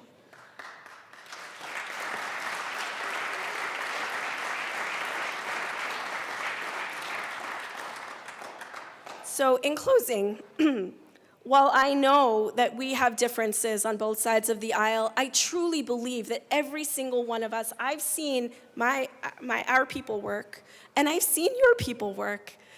And we all worked really hard to be here, not because it's easy, and like my kids say, not because I sometimes really want to be here, but it's because we have an obligation. We have been chosen in whatever way you want to take that. We have been chosen to be here. my caucus members, our caucus, we were chosen, the 22 of us, to sit in a room and debate our differences and come to the floor together and unified to show the people of Colorado why we are here and to do their business. And for the 41 now, although 43 is in my head, of you all, we are here and we were chosen to work with each and every one of you to understand your perspectives, which I think we really want to do. We want to understand what it is your constituents really want. We want to understand why you chose to be here. And we know the work is hard, and we know that civil discourse is hard. But we, as a chamber, can be a leader, not just in our respective parties, but to the whole of Colorado. And I believe in that. I am committed to that. And so I ask today that we carry our voices for our constituents in every debate and every vote. We may not all vote the same on either side of the aisle or within us, but we are doing what is right in our hearts for the people of Colorado, and we are putting them first. And I believe that for our caucus. I believe that for your caucus.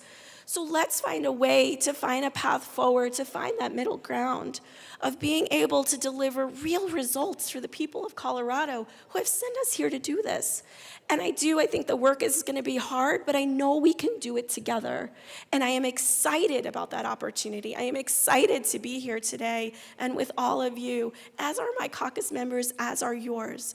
And so as we come together this session, I thank you. I thank the people of Colorado who have put me here, my constituents who have their faith in me and the faith of every single one of these members to represent them in the way that they feel is most important to them. So we are not here for ourselves, we are here for others, and let's do that work together. I appreciate this opportunity. Thank you, Madam Speaker, and let's get to work and help the people of Colorado today. Thank you.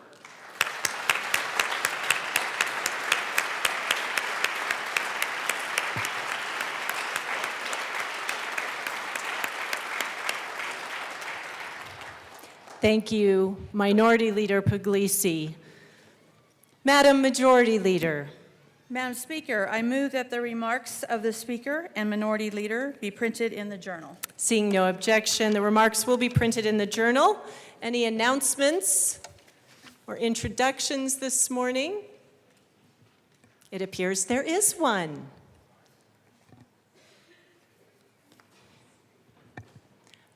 Representatives Lindsay and Joseph. Good morning, everybody. So exciting to see all of your faces. For any of you who don't know, my name is Mandy Lindsay. I am one of the caucus co-chairs, and we have a tradition here in the House of our Capitol Choir. And whenever we have a birthday to celebrate, we call down anybody who would like to sing. Today, it is for our wonderful Majority Leader, Duran. So please come down so we can sing. I know we've got singers in the crowd. I've seen your campaign videos. Please come down, join the choir. Wonderful.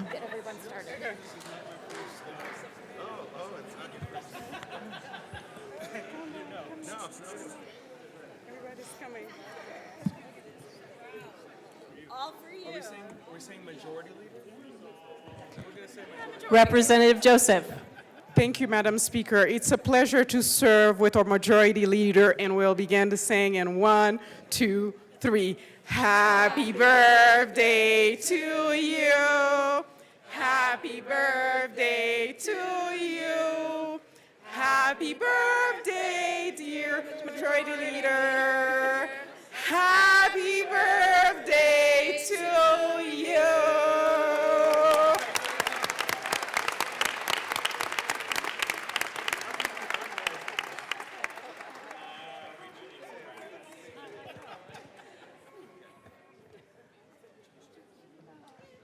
We do have an announcement. Representative Mabry. Thank you, Madam Speaker. It's an honor to serve with you. It is an honor to serve with you. Members of the Judiciary Committee, I have a far less exciting announcement. We are getting to work today. At 1 o'clock, we have our joint SMART Act hearing in the Old State Library. And if our Senate colleagues are on time, we will be starting then. Thank you. Excellent. Members, we do have bills to introduce. Oh, very good point. Members, we have roughly 80 bills today that we will be introducing. For the moment, we will be introducing the first 20, and then we will introduce the rest of the bills later today. Mr. Schiebel, introduction of bills.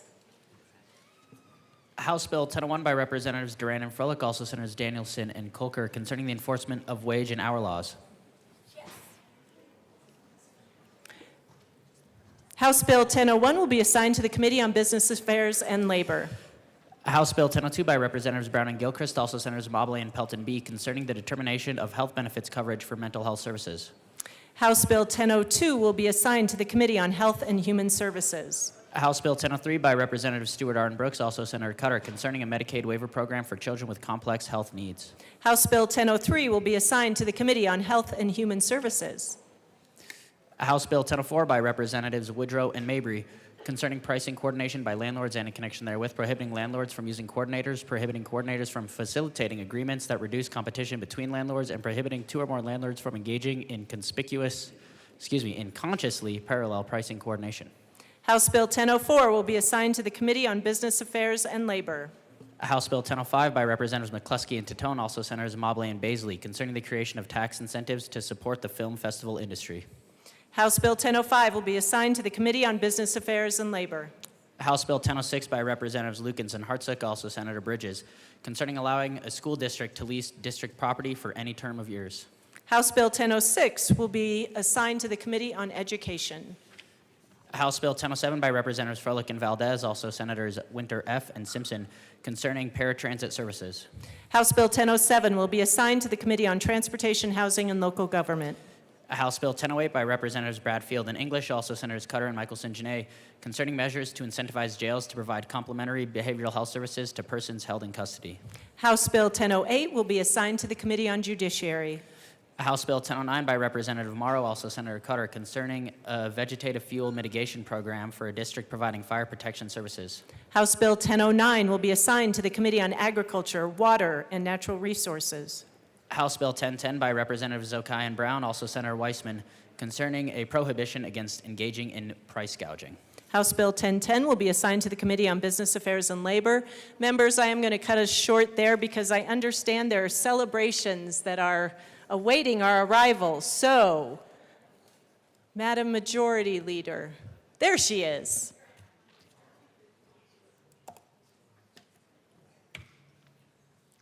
Madam Majority Leader. Thank you, Madam Speaker. Members, I'm about to make a motion to recess until later today, at which time the Speaker will introduce another round of bills. There is no need for you to return to the chamber. You are free to go. We will see you again tomorrow morning at 9 o'clock. Thank you. And I move the House stand in recess until later today. Seeing no objection, the House will stand in recess until later today.